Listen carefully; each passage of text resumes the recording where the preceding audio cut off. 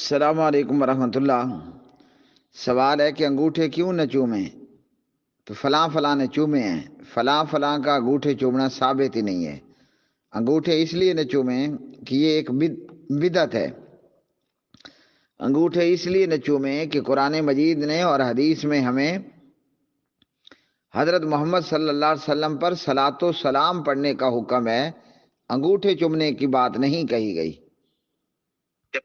دوسرا سوال ہے کہ غوث پاک دعا قبول کیوں نہیں کرتے یا نہیں کر سکتے؟ پہلی بات تو یہ کہ آپ کو کس نے کہا ہے کہ وہ غوث ہے؟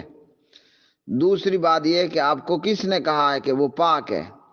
ہیں جی، غوث پاک نہ وہ غوث ہے نہ وہ پاک ہے۔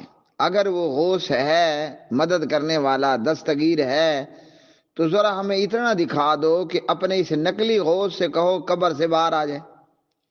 اس کی قبر پر کوئی ہوگا دو جو ہے وہ 1 سینکڑا مٹی کا ہوگا، بس تھوڑی سی مٹی ہے نا۔ تو جس کو تم نے غوث بنایا اسے کہو یہ مٹی پرے کرو اور ذرا تھوڑی دیر کے لیے باہر آؤ نا۔ وہ اپنے آپ پر سے مٹی نہیں اٹھا سکتا، ہماری دستگیری کیا خاک کرے گا؟ جی، عبد القادر رحمت اللہ علیہ غوث نہیں ہے۔ اگر وہ غوث ہوتا، مدد کرنے والا ہوتا، تو جو مرنے کے بعد اپنا استنجا نہیں کر سکتا تھا، مولوی نے لوٹے سے پانی ڈال کر اس مردے کی شرمگاہ کو دھویا، عضو تناسل کو، جی اس کے لنگ کو اچھی طرح دھویا، غسل کیا، وہ بیچارہ آرام سے پڑا رہا، تو ہماری دستگیری کرے گا؟ ہاں جی، تو اسے ذرا یہ کہو نا کہ اپنا استنجا خود کر لیتے۔ جو اپنی شرمگاہ کو خود نہیں دھو پایا وہ ہماری دستگیری کرے گا؟ لا حول ولا قوت باللہ۔ میں تو نہیں سمجھتا کہ انسان اتنا بھی گھٹیا اور گر سکتا ہے کہ اتنی گندی ذلیل اور رذیل سوچ لے کہ مردہ اس کی مدد کرے گا۔ آگے چلو، آپ نے کہا کہ پاک، تو وہ پاک کہاں سے تھا؟ عبد القادر جی جب سے ماں کے پیٹ میں آیا اور جب تک وہ زندہ رہا دنیا میں، آپ کو پتا ہے کہ عبد القادر کے پیٹ میں کم از کم 5 کلو ٹٹی رہتی تھی۔ ٹٹی تو سمجھتے ہو نا، پخانا؟ چلو 5 نہ کر لو، 2.5 کلو ٹٹی کر لو۔ تو جو سارا دن میں بھی اور رات میں بھی اپنے پیٹ میں، اپنی آنتوں میں 2.5 کلو ٹٹی لے کر پھرتا رہا، وہ کہاں سے پاک ہے؟ اور صرف ٹٹی نہیں ہوتی تھی، عبد القادر کے مثانے کے اندر کم از کم 1 گلاس موتر بھی ہوتا تھا، پیشاب۔ چلو پورا گلاس نہ کر لو، آدھا گلاس مان لو، مانتے ہو نا؟ یا تو کہو کہ عبد القادر کے پیٹ میں ٹٹی کی بجائے کو نور بھرا رہتا تھا، یا تو یہ کہو کہ عبد القادر کے مثانے میں موتر پیشاب کی بجائے یورین، ہاں چلو موتر پیشاب کی سمجھ نہ آئے، یورین کر لو۔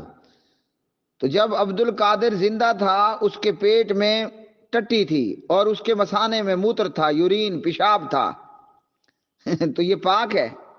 کس نے آپ کو کہا کہ یہ پاک تھا؟ عبد القادر کھانے کا بھی محتاج، عبد القادر پینے کا بھی محتاج، عبد القادر بیوی کا بھی محتاج، عبد القادر بچوں کا بھی محتاج۔ مرنے کے بعد عبد القادر 4 بندوں کا محتاج تھا کہ وہ اس کی 4 پائی اٹھائیں اور اس کو قبر میں چھوڑ کے آئیں۔ اب یہ پاک تھا؟ کون بے وقوف کہتا ہے کہ یہ پاک تھا؟ پاک تو وہ ذات ہے، اور غوث اور دستگیر تو وہ ذات ہے جو عرش پر مستوی ہے۔ ٹھیک ہے جی، مجھے بتاؤ اللہ تعالیٰ کے ساتھ پخانہ پیشاب کی حاجت یا کوئی معاملہ ہے؟ آپ کہو گے نہیں نہیں نہیں نہیں، بالکل نہیں ہے۔ تو یہ پاک ہے جس کا نام اللہ ہے۔ اچھا مجھے بتاؤ اللہ تعالیٰ کی بیوی ہے، بچے ہیں، اماں ہے، ابا ہے، بھائی ہیں؟ آپ کہو گے نہیں نہیں، اللہ جی کے تو یہ کوئی بھی نہیں ہے۔ تو یہ اللہ جی پاک ہے۔ عبد القادر کہاں سے پاک ہو گیا؟ اور دستگیر، بندہ پرور، غریب نواز، لجپال، ہاں جی، پھنسی ہوئی کشتیوں کو پار لگانے والا کون ہے؟ صرف اللہ ہے۔ اور اللہ تعالیٰ کہاں ہے؟ بغداد کی کسی قبر میں ہے؟ کیا اللہ تعالیٰ اجمیر کی کسی قبر میں ہے؟ کیا اللہ تعالیٰ لاہور کے بھاٹی چوک کی قبر میں ہے؟ الرحمن علی العرش استوی، اللہ عرش پر مستوی ہوا۔ اور اللہ تعالیٰ کا عرش کہاں پر ہے؟ فوق سبع سماوات، اللہ کا عرش 7 آسمانوں سے اوپر ہے۔ تو غوث اعظم بندہ پرور، غریب نواز، اولاد دینے والا، خوشیاں دینے والا، غم دور کرنے والا، بندشیں کھولنے والا، روزی روٹی کا مالک غوث اعظم دستگیر اللہ ہے۔ اور اللہ کہاں ہے؟ 7 آسمانوں سے اوپر ہے۔ اللہ نہ بغداد میں ہے، نہ اللہ اجمیر کی کسی قبر میں ہے، نہ اللہ لاہور کی کسی قبر میں ہے۔